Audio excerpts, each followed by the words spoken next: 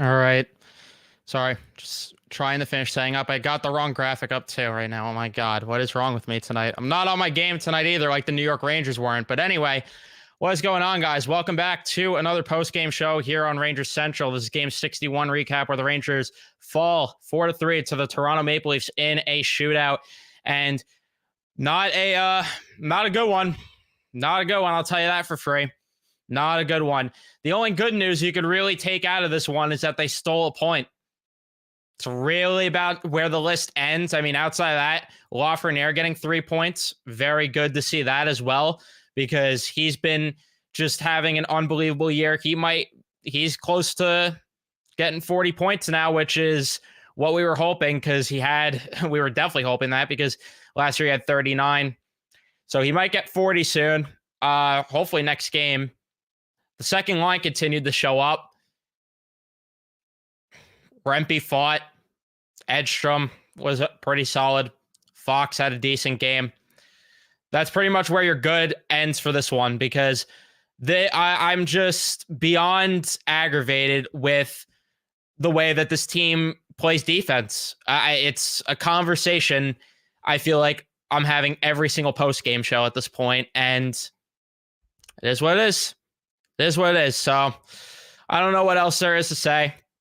Mika and Kreider, something needs to give at this point, especially with Mika Zibanejad. You know what? Round of applause. He scored in the shootout. Forgive me. Forgive me. Something needs to give, though, seriously, with Mika Zibanejad. Going 28 games now in a row. 28 games in a row without a 5v5 goal. That's not going to cut it. It's not going to cut it. You're number one center playing this type of hockey at 5v5. You're not winning a cup that way. Period. End of story. Doesn't matter.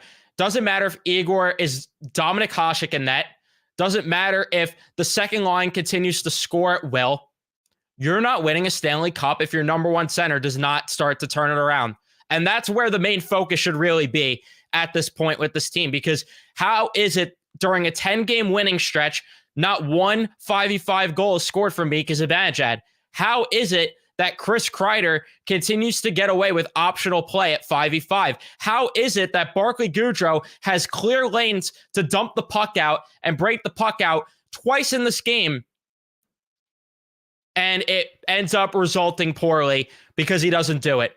And all of a sudden he hops the boards. But Kaapo Kakko, for whatever reason, continues to get demoted. But just no matter who it is playing with Kreider and Zibanejad, continue to get demoted.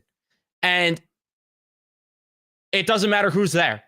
I don't understand how no coach, nobody in management, nobody at all is seeing this the way the fans are. How is nobody seeing that these two being together are the issues? I don't care who they get at the deadline. I don't care if they got Connor McDavid at the deadline and throw him on the right wing. Mika and Kreider need to be split up. Period. End of story. There's no more discussion. There's no more debating it. They need to be split up. Trouba and Miller need to be split up. Every single time those two were out there on the ice, Toronto had the puck. I genuinely don't think that when those two were out there on the ice, the Rangers had the puck at all. It's not even an exaggeration. It's not even an exaggeration. I could be wrong, but it sure felt like it at least. It sure felt like it at least. And the fact that we're sitting here having the conversation that the second best defenseman on this team might be Braden Schneider, and I don't want to take away from what he did today. He actually had a solid game. Not a perfect game, but a solid one. But if we're having conversations about him being the second best defenseman right now, it's a problem. And again, this could be fixed with breaking up the D pairs. And I don't know why this seems to be an issue. Before we jump further into everything, leave a like and subscribe, by the way, if you haven't. We're on the road to 3K subs. Turn on your notifications, too, so you know when I upload or go live. But I just, again, I can't understand how they continue, this coaching staff, this management, whoever you want to point the finger at, how is it that we're seeing this, but nobody else is? And yeah, I mean, 1 point's better than 0. That's about it for positive takeaways, because not only that, they had to do the typical Rangers thing, and Max Domi, who has 1 career shootout goal, ends up getting the winner with his second one in his career. Nice. Just nice. I don't know what else really to add with this. I mean, the first period, I didn't even love the first period, and they came out on top after that period. I didn't even love it. I thought the first 10 minutes in particular, they were terrible in their own end. Like, they were atrocious. Matthews had way too many quality chances. Like, there was one right in front that he ended up fanning on, thankfully. But how is it that Miller and Trouba both are behind the net, leaving the most dangerous goal scorer in the game wide open right in front of the net? That can't happen. Love the Lafreniere goal. Love the second line in general today. Like, again, that's a big positive if you want to take one. Fox walking the line good with the way that he stepped up, kept that puck in. Lafreniere, that snipe was beautiful. Would love to see him rip the puck like that more often, because that's when he's really going to elevate this game. How many times have I said it here that if Lafreniere wants to start seeing the points more, the results more, I mean, I'm saying it like he doesn't know this. I'm sure he's well aware, and it doesn't take a jerk off that makes content to know this. But yeah, him ripping the puck like that is going to obviously result in more points. But him shooting it the way he did shoot that puck was beautiful, and I'd love to see that continue. But yeah, I mean, I don't really know what else there's to say, because at the end of the first period, they looked okay, but they still allowed some chances the other way, and it took the game not being at even strength for them to look noticeable. The second period was a nightmare. That's another period. I don't know how the Rangers escaped that one tied up after. No clue. They got dominated that period. They got dominated. The Leafs had, at 5v5, the Leafs had a 68% Corsi for, which means they possessed the puck nearly 70% of that entire second period at 5v5. And most of that period was played at 5v5 too. They had 6 high danger chances. The Rangers had a fat goose egg because their offense was very, very vanilla in that period. And I'm not throwing a jab there at Jimmy Vesey, who was actually called vanilla, funny enough, by Sheldon Keefe. But yeah, I mean, the goals that they did score. Well, first of all, how about the Leafs goal that they scored? You got Ryan Lindgren getting dummied by Mitch Marner on the boards, of all people. You got Eric Gustafsson thinking he's Harry Potter, waving his stick around like a magic wand, pause. And then you got Will Cooley spinning like a ballerina out of his skates. And then you have Mitch Marner just rip one past Igor Shesterkin. But then they responded right away. Schneider, great play. Gustafsson, I don't think he meant to flip the puck where he did, but he did, over to Panarin. Panarin to Lafreniere. Lafreniere to Trocheck at the door. That made it 2-1. And then they let up a goal not long after, yet again, as just, again, terrible breakouts. I don't understand why breakouts continue to be the most complicated thing. Terrible breakout. And a long shift for the Leafs. William Nylander fires one on goal. And Eric Gustafsson, you would think, was in a Leafs uniform still, with the way that he deflected that puck in for William Nylander. But they got killed that period. Still somehow tied because Igor Shesterkin willed them, just kept them in this game. Igor Shesterkin kept them in this game. All right. Just play a good third period. And you win this game. Didn't really happen. They allowed 7 high danger chances again at 5v5. They at least got some quality chances, but the unfortunate part is that it was Jimmy Vesey getting those looks right in front of the net. he had a breakaway in this game too, because for whatever reason, it feels like every time this team gets a breakaway opportunity, it's either Jimmy Vesey or Barclay Goudreau getting the opportunities, and the puck's not going in the back of the net at that point. No offense to those two, but, well, maybe not Goudreau, but Vesey more so, no offense to. But regardless, yeah, like, they're not going to capitalize on the chances. You know it. And then it ended up being 3-2. Goudreau, terrible breakout attempt too. Has nobody in front of him. Has a clear lane to break the puck out. Stick the intangibles up your keister. And then you got Schneider and Trouba just running around like they're chickens with their head cut off. And John Tavares is right in front of the net alone. You knew he would score because he always has to score against the Rangers. That made it 3-2. Matt Rempe fought Ryan Reeves. That was cool, though. At least Rempe actually learned how to fight. Nice to see that. And he actually was trying to get momentum swinging in their favor. It almost worked. I mean, the Rangers cycled the puck. A shot from Fox went off of Lafreniere. Trocheck at the door. Roofs the puck. Tied at 3. We head to overtime. And in overtime, the Rangers are the only team that got shots in that period. Granted, it did not look pretty the way they played that period entirely, that overtime period it is, but they did get some chances. I don't know why Meek and Kreider started overtime, but I shouldn't be shocked. Nylander had a chance. He fanned on it. Samsonov robs Artemi Panarin at the doorstep because the Rangers couldn't capitalize on the Leafs having a bad line change there. And yeah, the Rangers took a penalty late.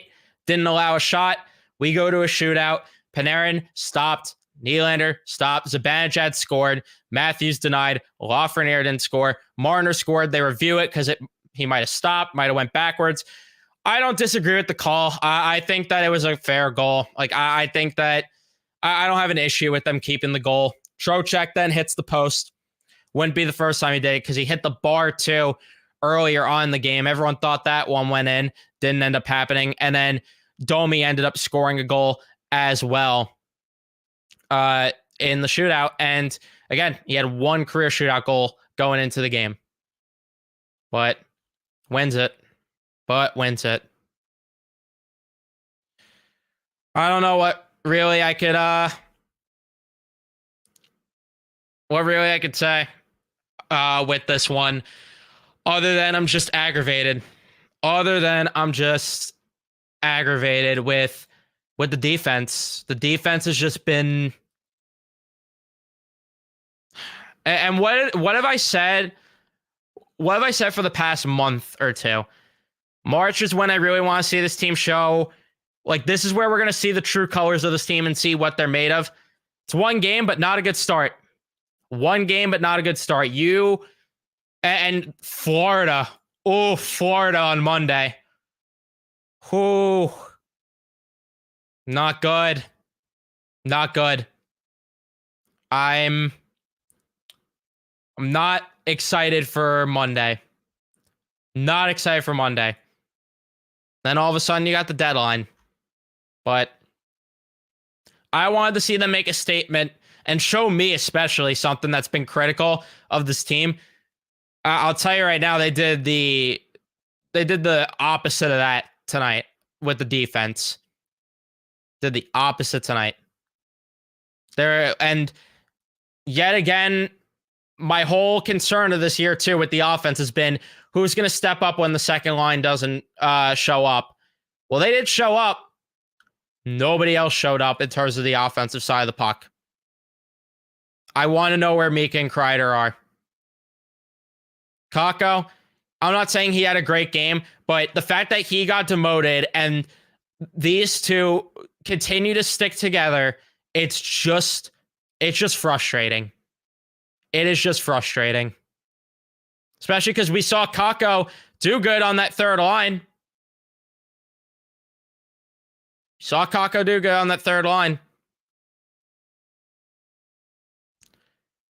Like, would it kill them to just try for a game? I'm asking for a game of trying Cooley, Zibanejad, Kakko together on the first line, keep the second line intact, and then you put Kreider down on the third line with Brodzinski and Vesey.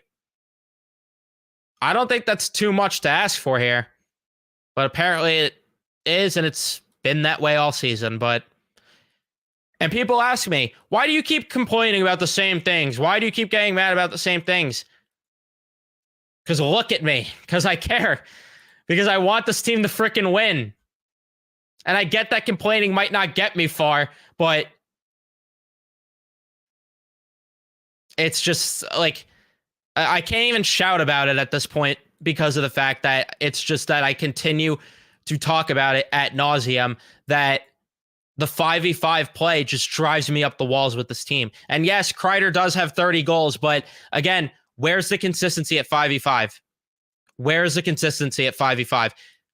And I think Meek is more the problem of the two in terms of them at 5v5. Don't get it twisted, but they're not going to put Meek on the third line. It's just not happening.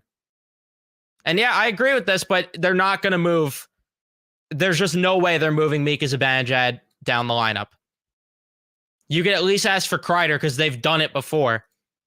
But for whatever reason, accountability seems to be illegal for this team.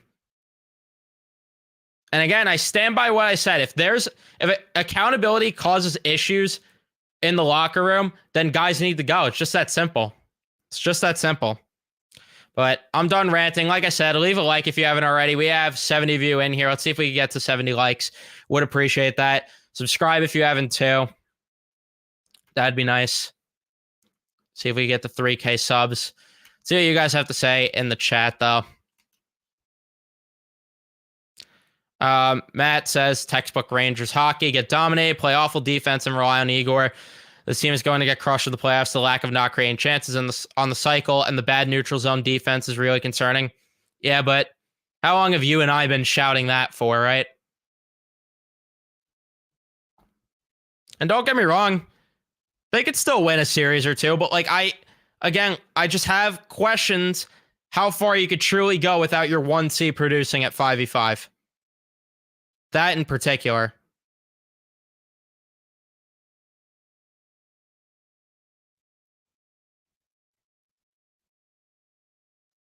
I disagree with this. He didn't go backwards. I thought he moved forward the entire time.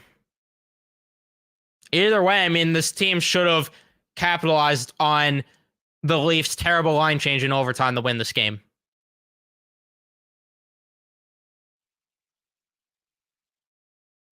And if they even half of an effort at defense, they win this game.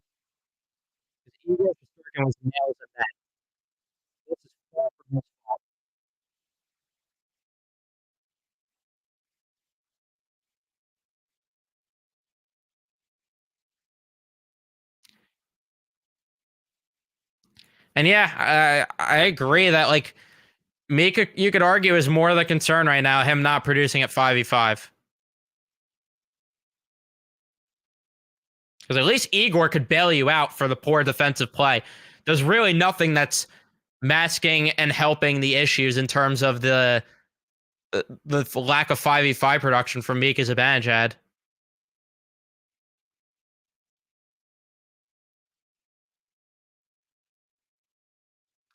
Yeah, and this is the comment that I've been saying for months now too, that there's too many passengers on this team.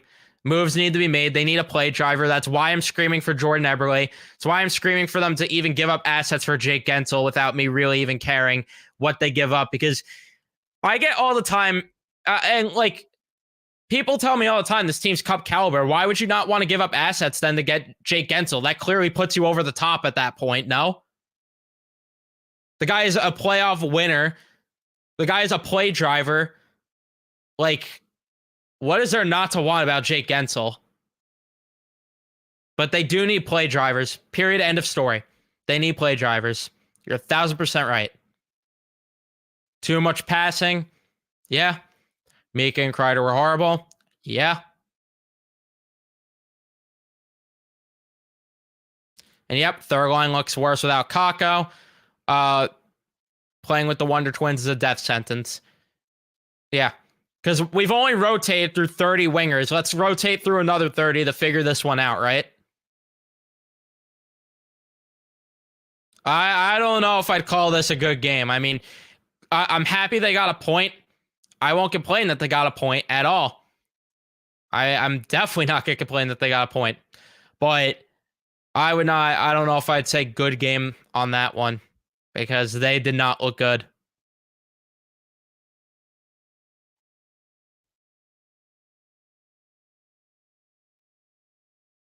And yeah, that's the thing. I'd be pointing out the issues if they won in the shootout too. Yeah. I'm not that guy who doesn't point out the deficiencies when they win, and that's why people don't like me. And that's honestly the reason that people don't like me and think I'm a douche, because I point out flaws when they win, and everyone's like, "Can't you just be happy?" But it's like, what am I doing here if I'm not pointing out the flaws? And I'm just recapping the game. But that's quite frankly why people think I'm a douche. But yeah, I'd be pointing these out if they did. I saw someone comment about how I'm good with my language. I'm sorry I slipped up there. Sometimes I slip. I do my best to control it though. And yeah, like I can agree with this that Cooley's kind of been invisible lately. I think that once the third line got broken up, in particular, he's been kind of a no-show. And I like Will Cooley. I'm not worried about him. It could just be a little bit of a wall in the rookie season, but you're right. I mean, I would say he hasn't been noticeable lately either. Yeah. And yeah, I hate buyouts too, but Gaudreau has to go. Gaudreau has to go. No matter what happens this season, they could be holding the cup in June, and I'd still be advocating for them to buy out Gaudreau. They just can't do it anymore with him. They can't. Too many guys floating out there. Stole a point. Can't be too upset. I guess, but you want to see them play some semblance of a defense.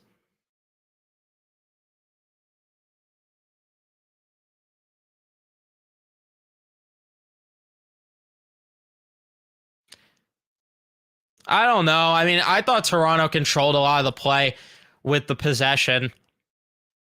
But I wouldn't say that I don't know. It's hard to gauge. I mean, they got a lot of quality chances, man. Got a lot of quality chances. And this is what worries me about playing teams like this and why I say that. Listen, as of right now, I would say that the Rangers would beat Detroit. I know I said a couple of days ago that I would be worried about Detroit. I still am a bit, but I think they'd beat Detroit, but in 6 or 7. Like, I don't think it would be a cakewalk like most people think, because it scares me going up against teams like this that capitalize on these rush chances and thrive off of the rush, where that's just the death sentence for this team. And look at Toronto, especially, who have the firepower to do it. And I'm not sure if Detroit does or not. Time will tell there, and I hope that I'm wrong, and I hope that this team crushes Detroit come playoff time if that is who they face in round 1. But the way that they score on the rush just worries me a bit.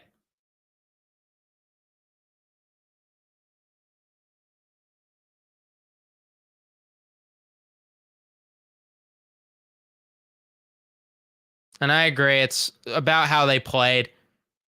Not good tonight. Laugh good. Rempe good. Panarin good. Miko Ware. Fox meh.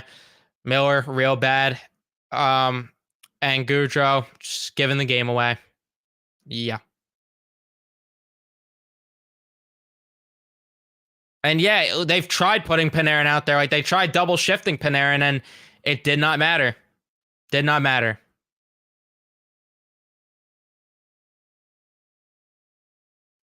And yeah, I agree with this. Like, Gaudreau shouldn't even be playing.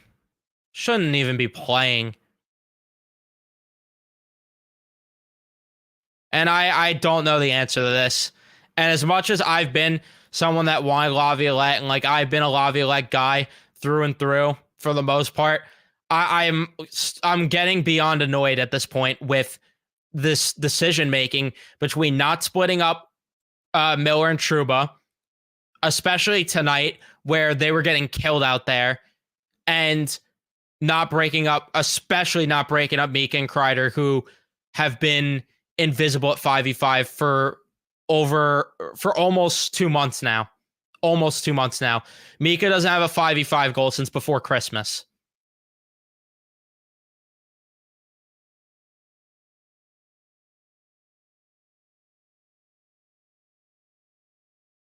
Kreider cruising to the bench, resulting in the too many men. Yep.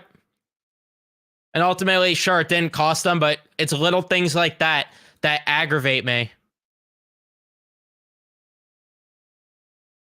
Yeah, Brodzinski didn't have a great game either.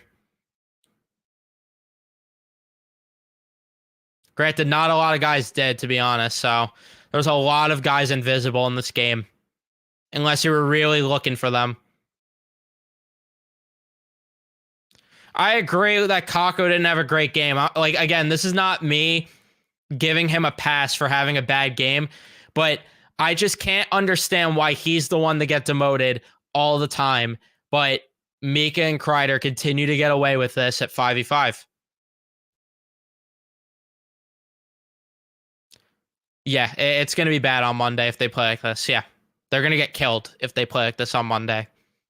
This feeds directly into Florida's game. This is exactly why this is exactly how Florida wants you to play. I don't know what I just said there and how I messed that up that bad. I apologize.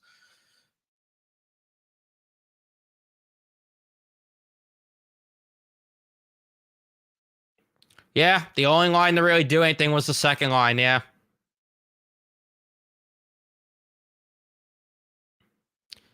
I'm with you, Michael. I've been saying that for a while, that I don't know how much trades are going to change this team until some of the core issues are addressed, like, again, basic fundamentals of breaking the puck out.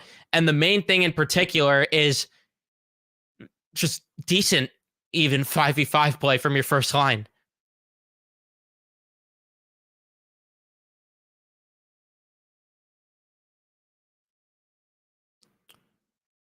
Yeah, Rempe was good. Hire a breakaway coach. Might be needed.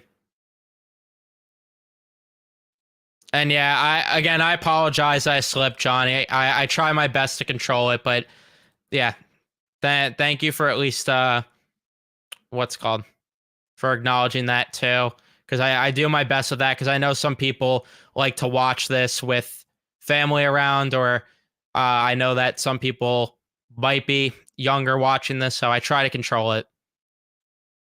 But sometimes it does slip, especially if I'm aggravated. It does slip every now and then, but I do my best. I do my best.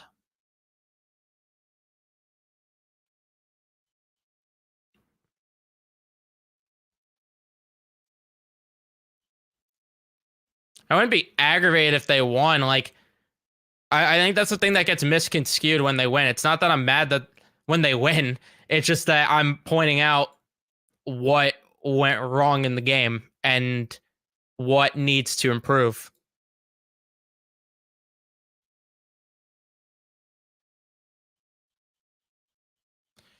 Sorry that I'm skipping through the comments a bit. There's a lot going on here.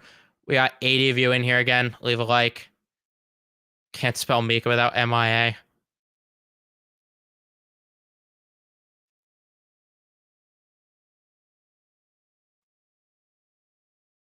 And yeah, Mika just not playing his game 5v5 too. It really doesn't help Kreider. That's why I've been saying that, Mika not being a play driver like he once was in that season where he scored 40. I agree with this. Reporters should be asking about the 5v5 play.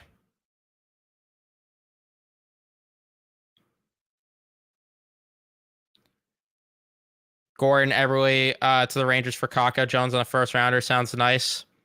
At this point, yeah, if they're just going to keep demoting Kakko and not utilizing him and just sticking him up with those two. I don't even know if Jordan Eberle could save that first line, though, at this point, so. I don't even know who they could add to put them over the edge. Like I said, a lot of the issues need to be addressed internally. If Mika just played good 5v5, this team would be unbelievable. Would be unbelievable. And the reason that I continue to say it and beat the drum is because once upon a time in 2019, 2020, and sure, it might be wishful thinking to get that type of Zibanejad back. But even before then, once upon a time, Mika Zibanejad was driving play and he was a legitimate threat for this hockey team. Once upon a time. Don't know where that guy is.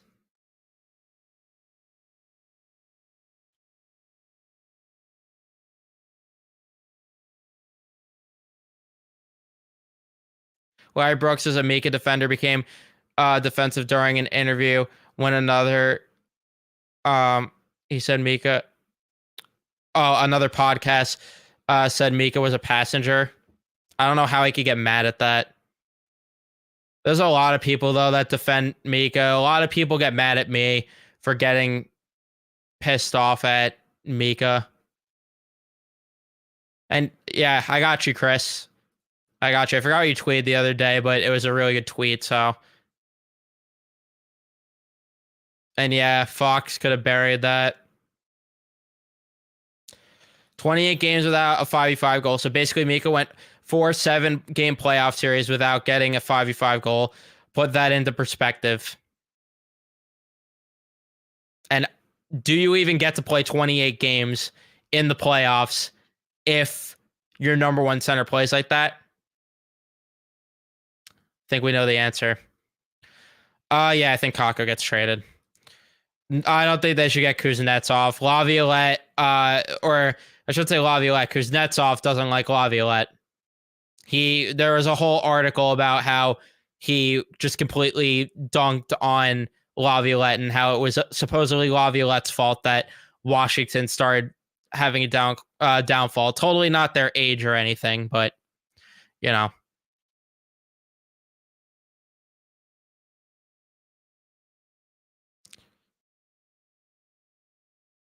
And yes, check out the podcast interview we did yesterday. Really good having Devin on. He was a great guest, super chill guy. Got some interesting insight too with Hartford. Prime Yager couldn't save the first line. Yeah, it would be an exciting playoff matchup, Curtis, especially Reeves and Rempe going at it.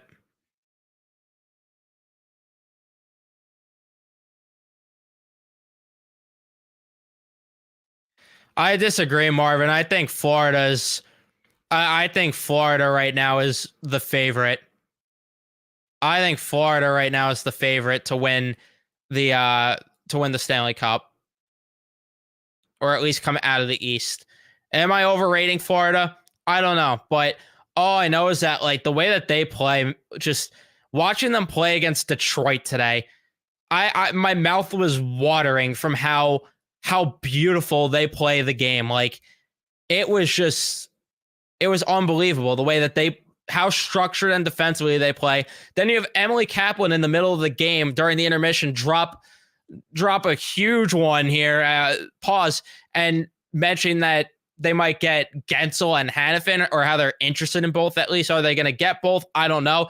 But if they had Gensel and Hannafin, oh my God, that second line would have Gensel, Bennett, and Kachuk on it. And then obviously their first line of Verhaeghe, Barkov, and Reinhart would stay intact. Oh, that's just not fair. That's an unfair top six. And then their blue line too. To me, Florida's, yeah. To me, it's Florida right now.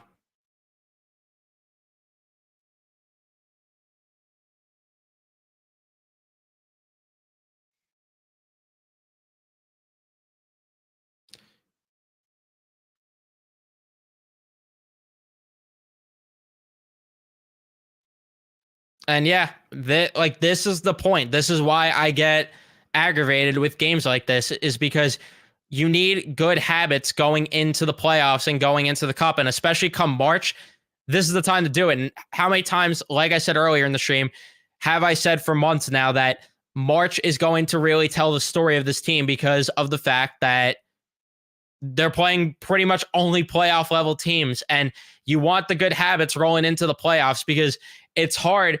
Sure, it could be done, but it's hard to just turn on a switch in the playoffs and play a completely different style. Like, sure, you flip the switch on to play a different gear where, you know, you're heavier on the forecheck and you got a little more of an edge, but you know, it's hard with defensive habits, especially. Like, some of these things are going to carry over. Let's face it, some of these things are going to carry over.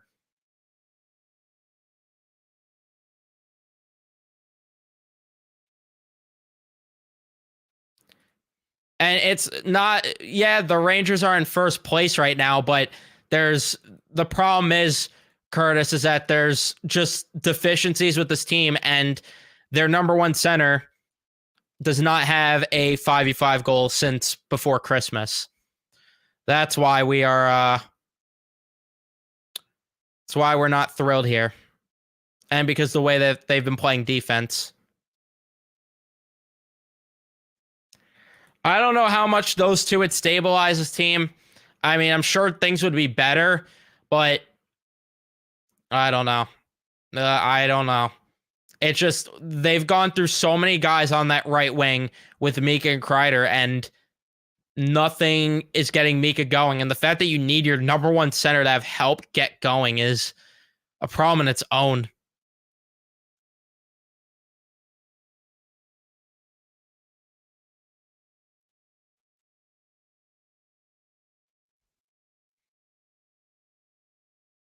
And yeah, I'm not even a big Henrique guy, but if you get him in a package deal with Vetrano, it's not the worst idea. I think Dallas is up there in the mix too. I really like Dallas. To me, there's really no one else in the East but Florida, really, that, like, I don't know. It sounds crazy, but like, I really feel like Florida is like the juggernaut of the East, and I don't know if I see it with anyone else. And, you know, could there be an upset? Maybe. It happens every now and then, and I wouldn't be shocked if it did, but I don't know. Just Florida just seems like a force this year. And in the West, I mean, I like Dallas a lot, like Winnipeg a lot. I like I'm starting to like Edmonton. I like Vancouver. But I would say Winnipeg is, like, in my opinion, the team. Winnipeg or Dallas is the team in the West right now, if I were to pick.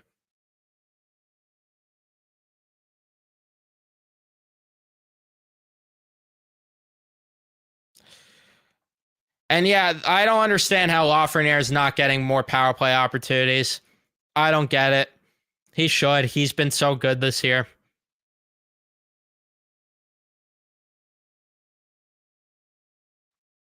Yeah, there's always Vegas too, and I mentioned Edmonton and Vancouver.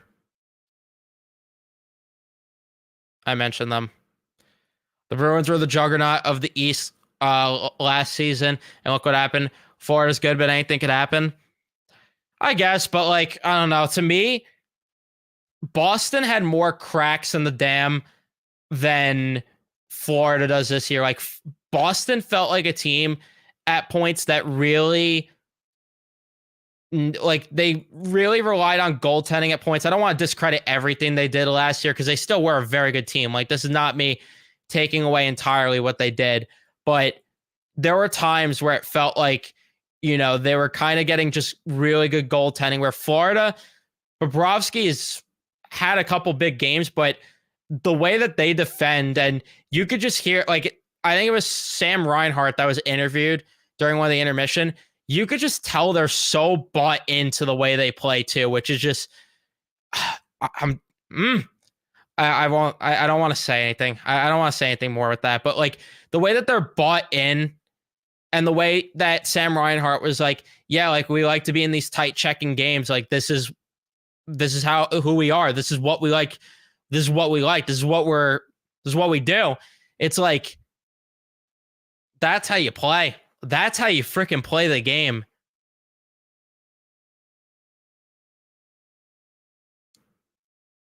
All right, Julian, tell me what was good about the game then. Because I did talk about good things of this game. Tell me what was good about the game outside of the second line playing good, Igor Shesterkin playing well. Tell me what went well in this game. Tell me, because I want to know. I want to know if I'm really that crazy. Sorry, but I'm going to point out deficiencies.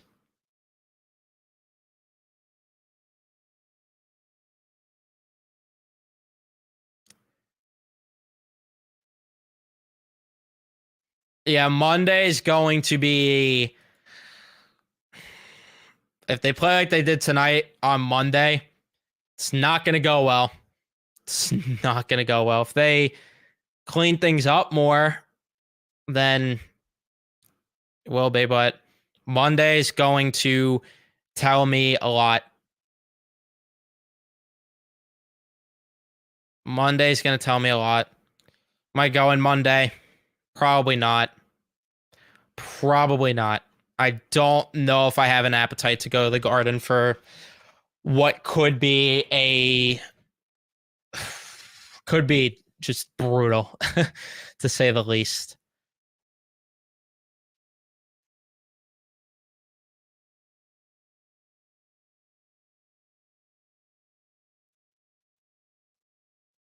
Guys like Henrique with character are needed to win the cup, and we all know he has the pedigree.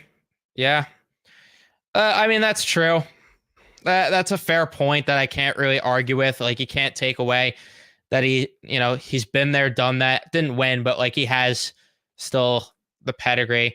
I'm just interested to see what happens because it's been a while since he's been in the playoffs, but like he was really good when he was that. And it's like hard for that type of thing to just evaporate. So I don't know.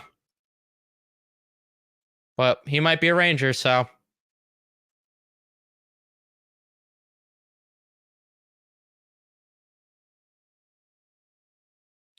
Let's see if it ends up being the same thing. Believe me, I'm rooting for it. Believe me, I'm rooting for it. I don't know.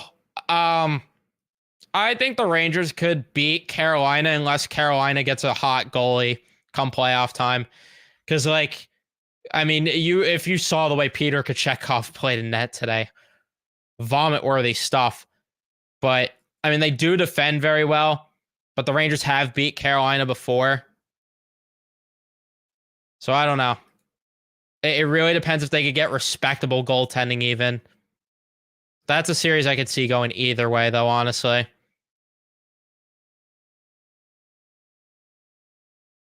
Yeah, I want Gensel here badly, but it's probably not going to happen.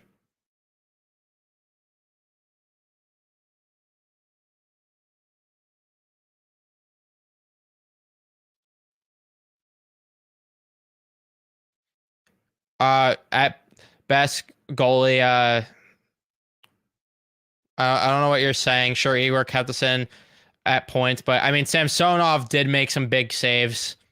He did, but he wasn't even tested that second period, though. The Rangers had literally nothing that second period. But in overtime, I mean, yeah, that save that he made on Panarin, ridiculous.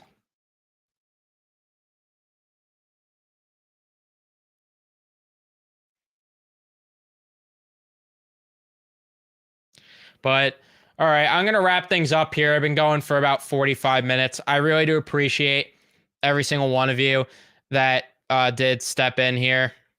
Appreciate it. So don't forget to leave a like if you haven't already. Like I said, 70 of you in here. Let's hope that we get 70 likes. Really would appreciate that. Don't forget to subscribe if you haven't. Turn on your notifications so you know when I upload or go live next. Tomorrow, a podcast episode in the afternoon. Be there. And yeah, see you guys in the next one.